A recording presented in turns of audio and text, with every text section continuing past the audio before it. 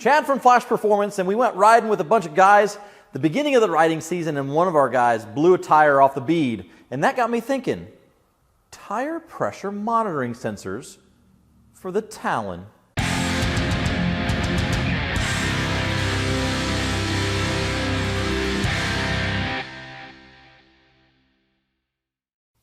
If you're not familiar with TPMS, or tire pressure monitoring sensors, TPMS sensors have actually been in our vehicles since about 2008, when the government mandated that we monitor the tire pressure to let the driver know if our tires are going low. So it's not new technology. The challenge has always been getting this information to a normal person on a vehicle that doesn't have TPMS. And there's some good solutions in the market right now that can solve that issue. But let's talk about what TPMS is to start with. So TPMS puts a sensor in your wheel, and that measures the pressure and temperature inside the tire. This gives us the ability to monitor that tire if a tire is going low. Let's say that we are under pressure, or if we have a puncture in that tire or a slow leak. This will notify the driver that they have a low tire pressure. And this really became prevalent back when the Ford Explorer issue with low tire pressure and people were blowing out tires and rolling trucks over. So that's where that mandate really came from. And on our normal vehicles, 2008 and up, the dash will actually notify us when we have low tire pressure. And in newer vehicles, it'll actually tell you what the tire pressure is and at what wheel that tire pressure is. So how can we take all that and apply it to an off-road vehicle, or an older vehicle in that matter as well? I'll show you the solution.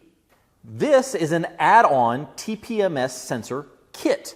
And this can be actually added on to whatever your ride is, because the way this works is it actually screws the sensor onto the valve stem. Instead of having a valve cap, it uses the sensor as the valve cap. And that measures the pressure in that tire and transmits it to a little display. I got this off of Amazon. This is a tire pressure monitoring system from Deewaz, and I'll put the link in the description below, but let's open it up and I'll show you what's inside.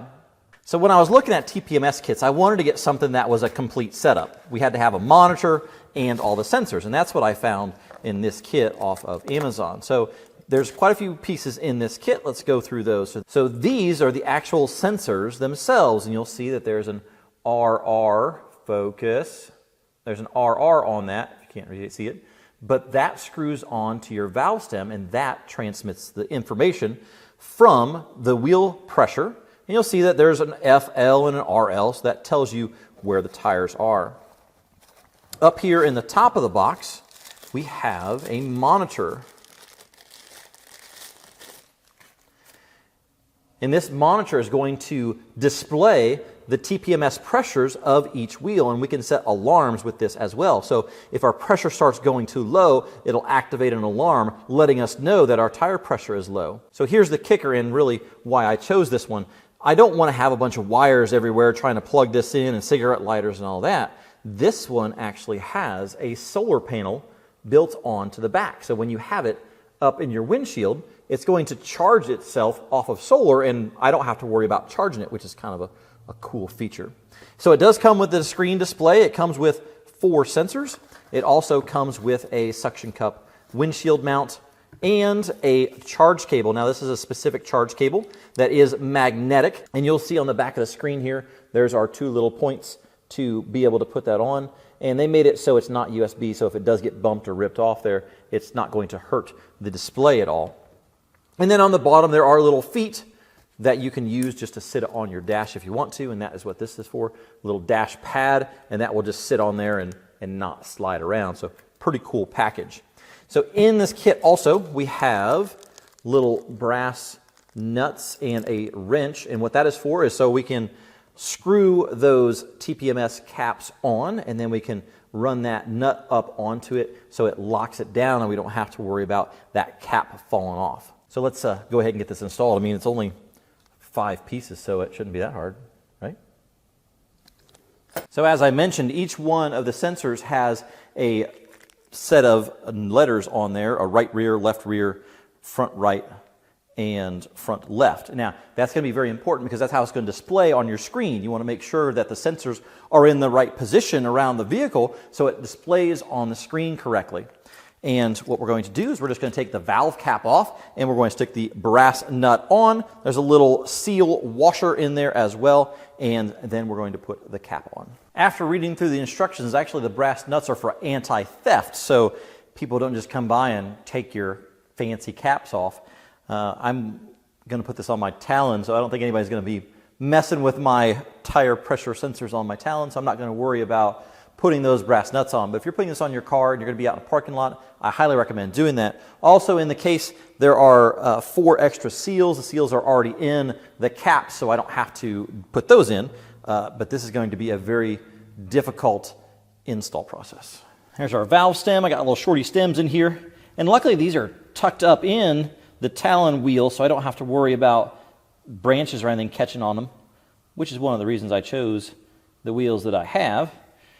So when we put the cap on, I got the right rear there, it's actually going to press down on that valve stem. So you're going to hear it poof just a little bit. We want to just make sure we screw it on there nice and tight and make sure that we don't have any leaks. And then that'll be nice and protected. I don't have to worry about that getting hit or coming off. So the next step in the process is to set up the display, and that's actually pretty easy because it's already reading the sensors that are coming from the wheels. And you'll see that they're blinking, and they're blinking because they're all under pressure. We got to go through and set up the pressure settings on the monitor so we can have the alarms go off at the right time. Now, if you're running on a car, you want to look at your placard value on the door jamb to see what your tire pressure is supposed to be at, and then go 5% up, 5% down, because you can set a high and a low on this. But also there's some other cool features that the device will actually monitor that air pressure, and if it sees it keep going down, it will set an alarm and let you know that you have a tire leak as well. So let's go ahead and get this set up. And to do that, there's buttons here on the side. So there's a mode button here and then a power button down here. And on this side, there's a plus and a minus. So we're going to go ahead and hold down our mode button, and you'll see it pop up with a P1. So that's our pressure and temperature setting on the display. How do you want to see that? So I can do it in Fahrenheit and PSI. I can do it in bar and Celsius, and I can do a combination thereof. So I like mine in pressure in PSI and Fahrenheit, so I'm going to go ahead and leave that. I'll push the mode button again. I'll push the positive button. That takes me to P2.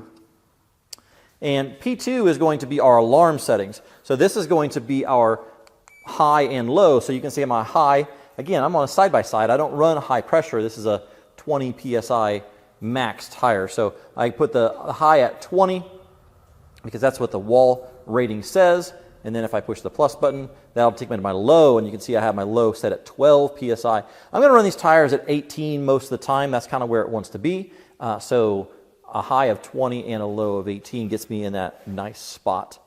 Push the positive sign again, and that tells me my maximum temperature. So if my temperature gets too hot, it'll set the alarm as well. So I just set it at 151 just because I wanted to. And then we can push that again, you go back to the high. And that is pretty much all the settings that I am going to worry about. So we can push that power button.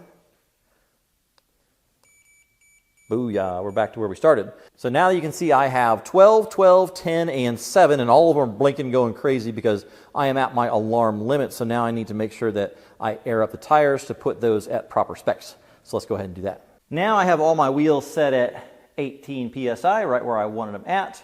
And remember, my low pressure is at 15 and my high pressure is at 20. And one of the things I noticed is once I got all of my pressures in a good spot, the color on the screen changed. But let me show you what happens if you start getting a low tire. Get you in there. And take this cap off.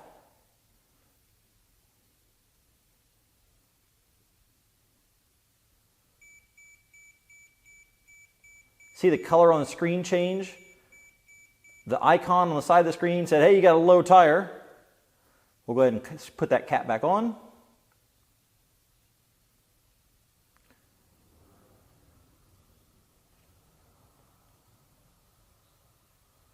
And boom, the color changes on the screen back to 18, right where we need to be, making it very easy to monitor my tires even on the trail. I've had a lot of guys where they'll get a stick in the tire and they'll keep driving and not even know it, and then they're in a bad spot because they don't have a spare. So this gives us a good indication if we're going to have any issues. Second thing, especially on the side-by-sides, I have bead locks. And a lot of times you can drive on bead locks with no pressure in the tires and you won't even notice it. It feels a little wobbly, but you may not notice it. So this gives me a good indication if I'm going to have an issue, even if I have bead locks. So it's a pretty cheap insurance policy. Trying to decide where to put this, you don't really want it in your way of line of sight, but you want to have it in your peripheral, plus the alarms help. So I just put it right here in the center next to my radio console, stuck it with the provided suction cup right to the Honda glass, and makes it a perfect position so I can see it out of my peripheral vision, but yet it's not blocking my line of sight. And also it has plenty of sunlight for that solar panel. So you can see the solar panel right there. You're going to be able to get plenty of sunlight to be able to provide a charge for the device. Pretty inexpensive little accessory for whatever you're driving, whether it be a quad, a side-by-side, or even just an older vehicle that you want to monitor the tire pressure on. So make sure you check them out. I'll put a link in the description below for the Amazon page. Make sure you give me a thumbs up. Like, subscribe to the page. I'm Chad from Flash Performance, and we'll see you next time.